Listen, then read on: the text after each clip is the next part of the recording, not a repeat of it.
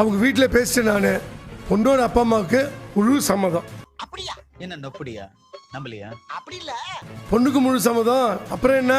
டே அறிவு கட்டவனே, நீங்களா யாருடா? உனக்கு கொஞ்சமாவது அறிவு இருக்காடா? ஏன் அறிவுக்கு என்ன குறைச்சா? ஏண்டா சத்தியமா நீ எல்லாம் உருப்பட மாட்ட, உருப்படவே மாட்ட. சரவணனோட பொண்டாட்டி இவனுக்கு அக்கா முறை, இந்த பொண்ணோட தங்கச்சி இவனுக்கு தங்கச்சி முறை தானடா வேணும். சரி, என்ன பண்ணலாம்?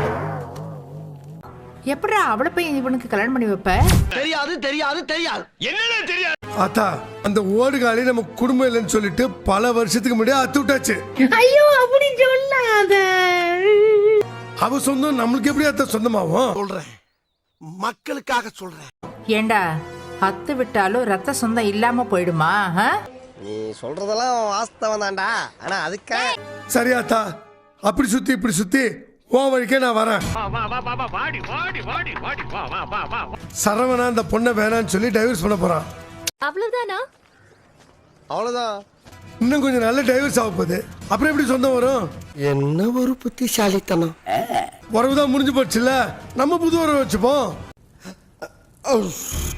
டேய் ஐயோ, உன் புத்தி என்ன இப்படி யோசிக்குது? அப்பா தெரியுமா பண்ணிட்டான். மறக்காம சர்ப்ரைஸ் பண்ணுங்க. தேங்க்யூ.